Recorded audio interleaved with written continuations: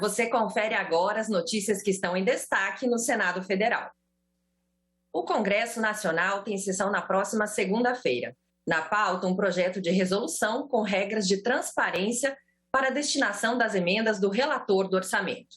Decisão do Supremo Tribunal Federal suspendeu o pagamento desses recursos até que o Congresso reveja a forma como ele é feito.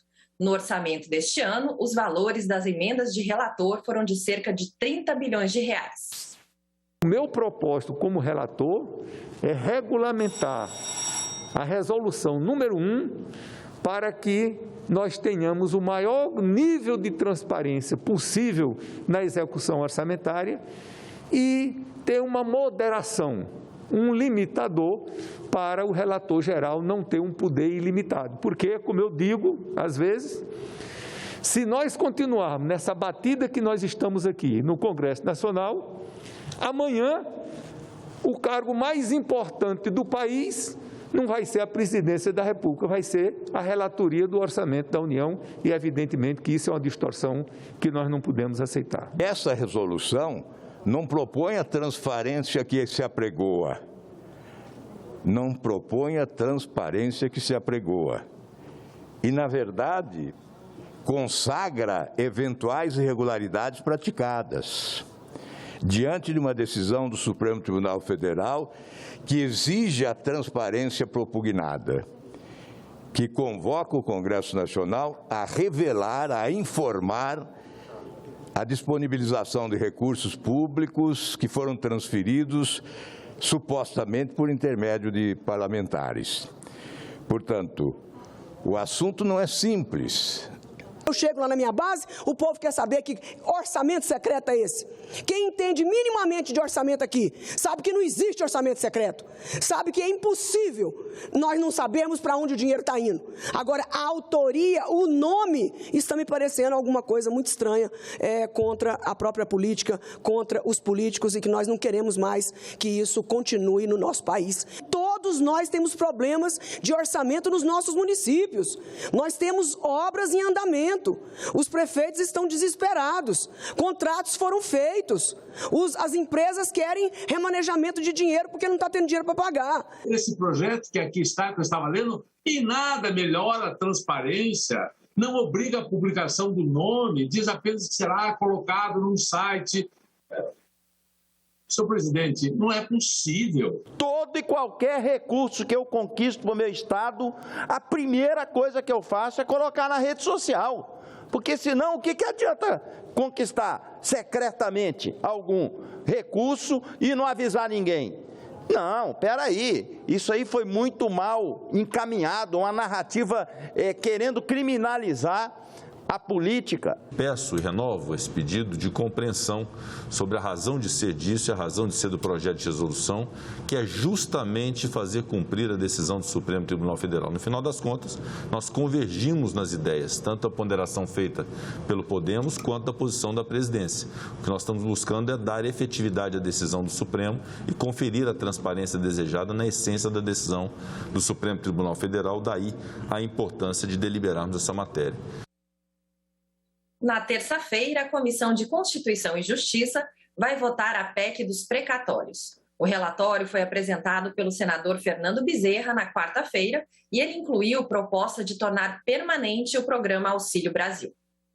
O texto do relator, senador Fernando Bezerra, preserva a base do que foi aprovado pelos deputados, ou seja, adia o pagamento de parte dos precatórios que deveriam ser pagos no ano que vem e muda a regra de cálculo do teto de gastos.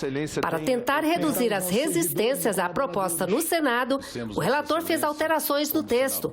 A principal delas é a previsão de tornar o Auxílio Brasil um programa permanente e não temporário, como previu o texto anterior. Propomos, assim, a inclusão de alguns dispositivos para deixar claro que o Auxílio Brasil terá um caráter permanente, não obstante não possamos, desde logo, definir suas fontes de financiamento a partir do exercício de 2023. Como houve pedido de vistas, a discussão e votação do texto ficou para a próxima terça-feira. Eu vou determinar que a gente siga o que o presidente Rodrigo Pacheco determinou. determinou, que é a votação dessa proposta no dia 30. Portanto, eu vou dar vistas coletivas e, nos termos regimentais dos acordos construídos, a matéria retornará à pauta na terça-feira, dia 30 de novembro. Outro assunto importante da próxima semana é a sabatina de André Mendonça, indicado pelo presidente Bolsonaro para o Supremo Tribunal Federal. O presidente da Comissão de Constituição e Justiça, senador Davi Alcolumbre, anunciou que vai pautar as sabatinas de todas as autoridades que estão pendentes. O senador Davi Alcolumbre começou a reunião com uma longa fala, rebatendo as críticas de que teria tornado alguns órgãos inoperantes por não ter marcado sabatina de autoridades, principalmente pela demora em marcar a sabatina do ex-advogado-geral da União e ex-ministro da Justiça André Mendonça, indicado pelo presidente Bolsonaro para o Supremo Tribunal Federal, para a vaga deixada pelo ministro Marco Aurélio Mello, que se aposentou. As pessoas que me conhecem no meu estado e no Brasil sabem que nunca foi um embate religioso e nem deve ser.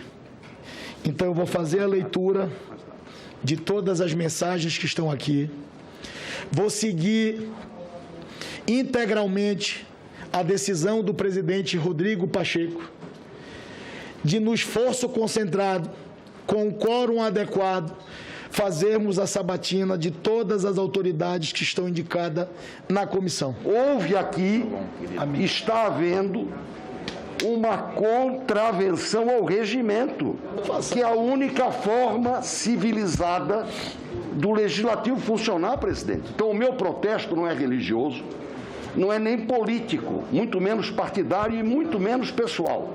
Eu desejo, cobrarei sempre e ostensivamente o cumprimento do regimento. Eu quero aqui cumprimentar Vossa Excelência pela coragem que Vossa Excelência está tendo, pela determinação que Vossa Excelência está tendo e porque Vossa Excelência, ao abrir esta reunião, declara o que todos queríamos ouvir, de que Vossa Excelência vai sabatinar todas as autoridades, incluindo André Mendonça.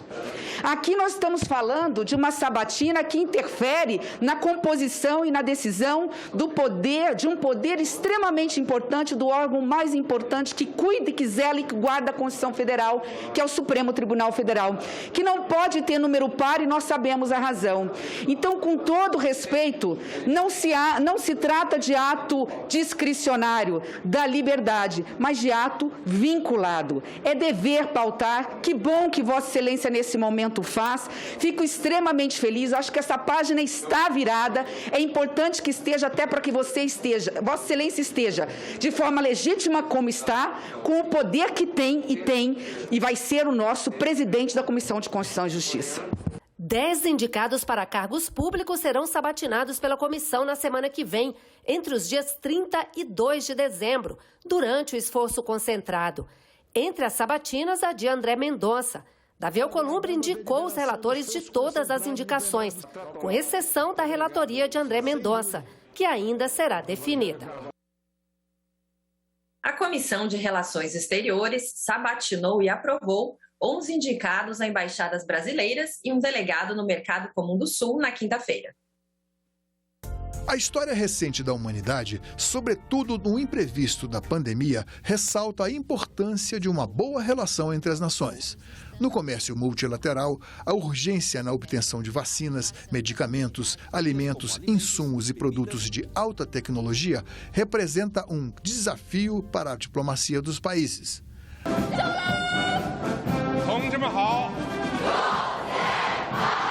A China, nova megapotência no cenário internacional, tornou-se parceira de primeira linha para o Brasil, importante compradora de nossos produtos e fornecedora de bens essenciais para a nossa produção industrial.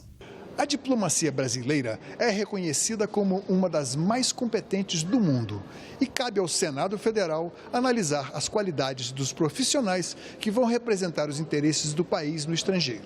Numa deferência às mulheres que se destacam no corpo diplomático brasileiro, a presidente da Comissão de Relações Exteriores, senadora Cátia Abreu, deu prioridade às representantes do sexo feminino na sabatina. Assim, no período da manhã, as candidatas indicadas pelo Palácio Palácio do Planalto para as embaixadas da Suécia, Honduras, Suíça, Hungria e Namíbia expuseram seus planos e responderam aos questionamentos dos senadores. A votação é secreta e os nomes seguem para avaliação no plenário do Senado. Saudado pelos parlamentares presentes, o ministro do Tribunal de Contas da União, Raimundo Carreiro, foi o primeiro sabatinado da tarde. Carreiro foi servidor do Senado Federal e deve assumir a embaixada em Portugal.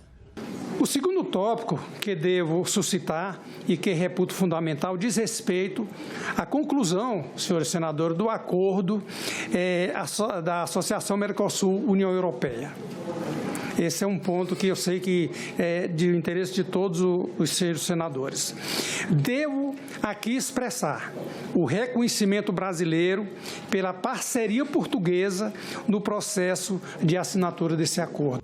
O futuro embaixador do Brasil na China, Marcos Bezerra Galvão, recebeu da senadora Cátia Abreu a missão de aparar arestas nas relações comerciais entre os dois países, no que diz respeito ao veto chinês à carne bovina brasileira. Para nós não somos um cliente de ontem, nós somos um cliente já de muito tempo, um parceiro de muito tempo.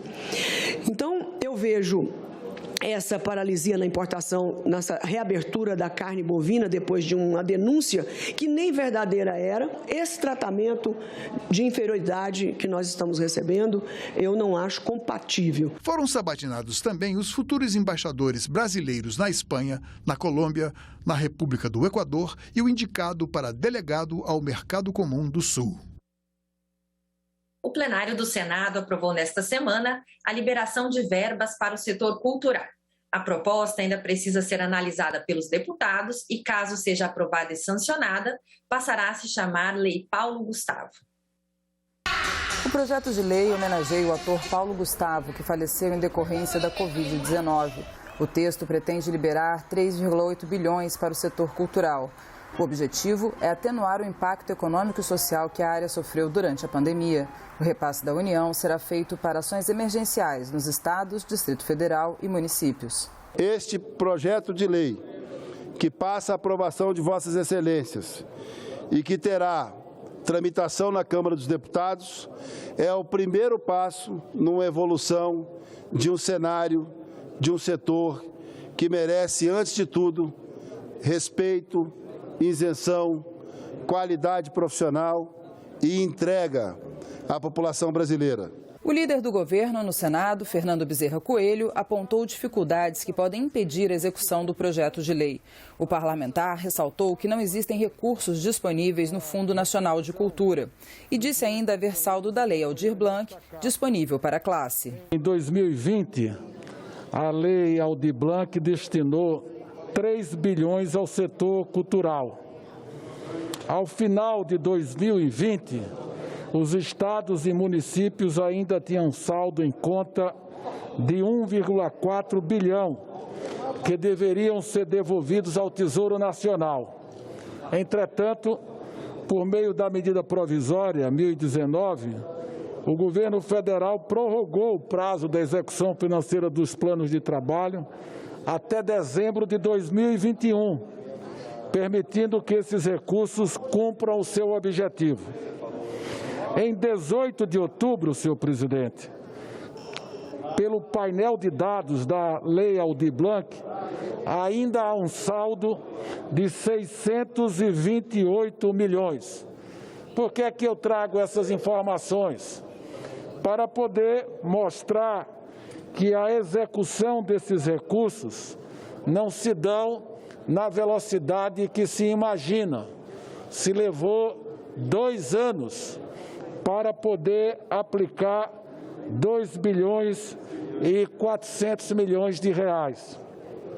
Agora, se pretende utilizar recursos que têm saldo do fundo.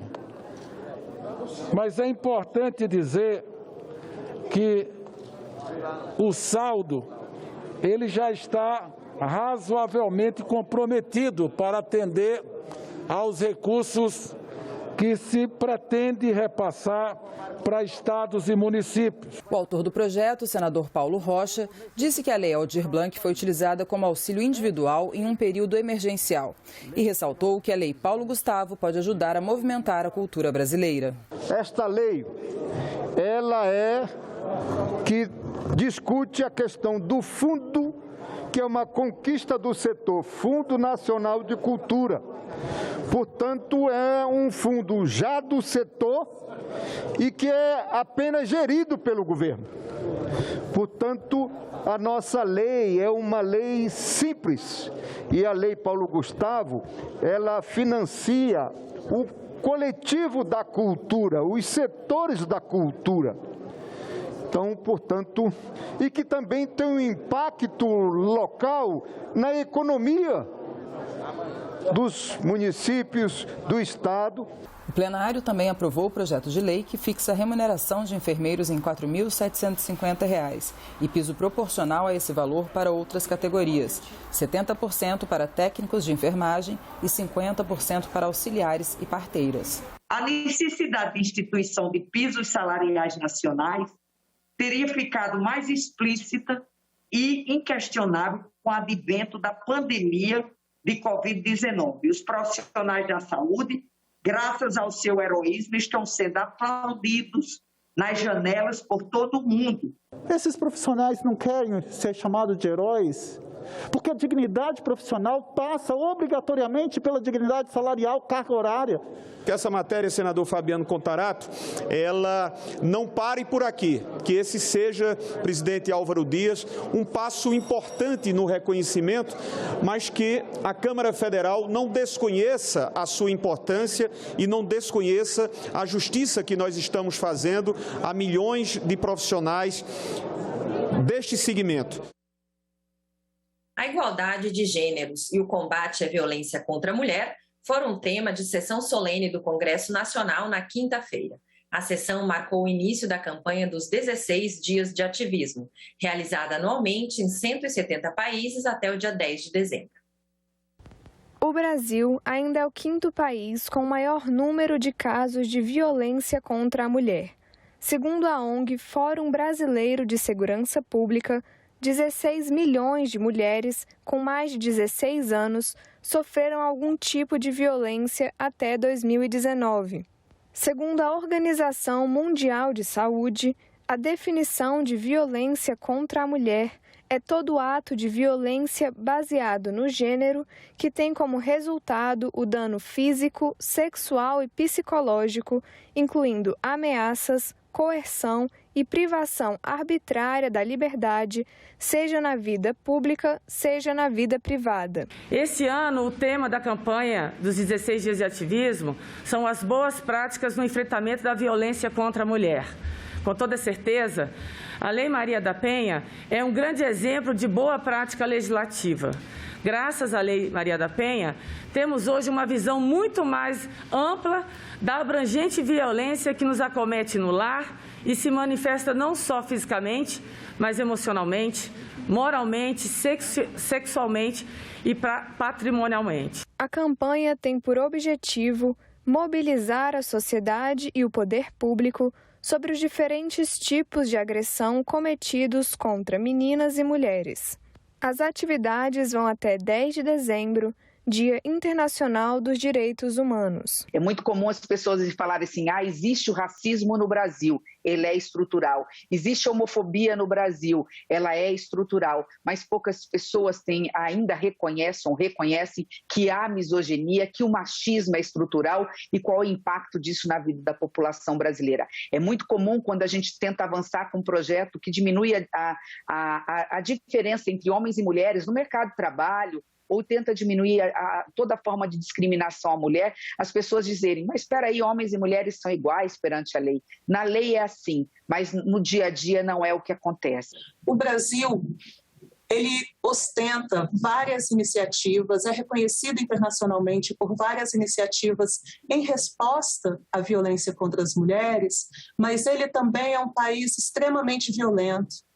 Nós somos o país em que absolutamente está em primeiro lugar no número de feminicídios. na região da América Latina e do Caribe. A cada 2 minutos, uma mulher é agredida. Somente em 2020, 17 milhões de mulheres sofreram violência baseada em gênero. E o principal objetivo deste parlamento, seja a Câmara ou o Senado, é se comprometer com a diminuição desses índices tão elevados. A nossa prioridade é proteger as vítimas por quaisquer meios necessários. Nós temos avançado na legislação com relação à proteção às mulheres, mas a gente precisa avançar muito mais, porque enquanto a gente tem uma mulher morrendo a cada 1h30, a gente não pode se conformar em hipótese alguma. As denúncias de violência contra a mulher podem ser feitas por qualquer pessoa, até mesmo de forma anônima, por meio do serviço Ligue 180. A ligação é gratuita e o atendimento funciona o tempo todo. Se outubro é rosa por causa da prevenção do câncer de mama, novembro é azul. A cor é para chamar a atenção dos homens para a importância do diagnóstico precoce do câncer de próstata. O Congresso também participou da campanha, ficando iluminado de azul. O câncer de próstata é o segundo tipo mais comum entre os homens. O mais frequente é o câncer de pele não melanoma. É o segundo também na taxa de mortalidade depois do câncer nos pulmões. Se descoberto na fase inicial da doença, o câncer de próstata, se for bem conduzido pelo médico que está à frente do caso, ele é curável. Para chamar a atenção dos homens para o câncer de próstata e também para outras doenças masculinas, foi criado o Novembro Azul. Nesse mês de novembro, vá fazer seu exame para saber como está a sua próstata. Novembro Azul. Você vai ao médico, ele vai lhe examinar, lhe fazer um toque retal, o exame de uma cavidade, como é o exame que se faz em qualquer outra cavidade do corpo humano. Não tenha preconceito, ele pode também pedir o exame de sangue para saber o seu PSA. E se por acaso o diagnóstico foi feito precocemente, no início da doença, é só fazer a cirurgia, retirar a próstata e você estará curado da doença. A recomendação médica é que todo homem, a partir dos 50 anos de idade, faça os exames urológicos, mesmo que não apresente sintomas. Em casos em que existe histórico familiar de câncer de próstata, a prevenção deve iniciar ainda mais cedo, aos 45 anos de idade. O exame é simples, é fácil, consiste na coleta de sangue para verificar o índice do PSA, que é o antígeno prostático específico, consiste no toque retal e, caso haja necessidade, exames complementares de imagem. Esse é o momento de você fazer a sua prevenção. Por favor, não tenha preconceito. O médico é de total confiança. Ele vai saber se você tem ou não a necessidade de fazer os exames para outro diagnóstico. Mas, normalmente, o toque esclarece praticamente tudo. O câncer de próstata ele tem um componente hereditário, ele está relacionado a questões hereditárias, mas ele também está relacionado ao estilo de vida, a hábitos alimentares, ao sedentarismo, ao consumo de fumo, álcool em excesso. Então, a melhor maneira de prevenir o câncer de próstata seria fazer exames regulares a partir da idade recomendada, 45 a 50 anos de idade, e ter bons hábitos de vida, ou seja, um estilo de vida saudável. A pandemia de Covid-19 piorou o cenário do diagnóstico do câncer de próstata. Segundo dados do SUS, devido à pandemia de Covid-19, houve uma redução de 27% do número de exames de PSA realizados quando comparado ao ano de 2019. Uma redução de 21% do número de biópsias de próstata, que é aquele exame que serve para confirmar o diagnóstico ou não do câncer de próstata. E uma redução de 33,5% do número de consultas realizadas com o urologista. Nos preocupa muito, pois essa redução de exames específicos de diagnóstico e de atenção à saúde urológica feita pelo urologista, isso sim vai trazer consequências importantes no futuro. como diagnóstico da doença mais avançada e, consequentemente, uma menor chance de cura. O importante é o seguinte: todo mundo tem que ter a consciência que esse exame é para poder levar a saúde preventiva avante de qualquer outra situação.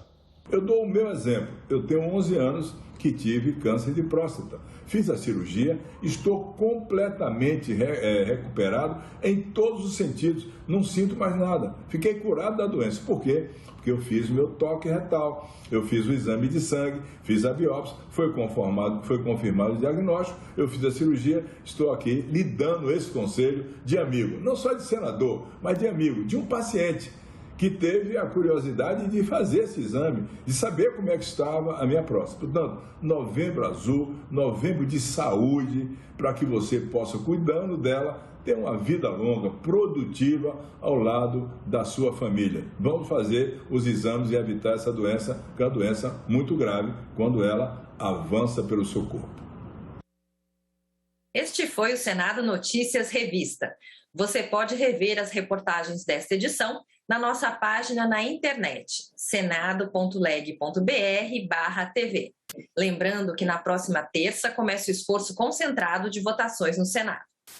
Obrigada pela companhia e continue sintonizado aqui na TV Senado.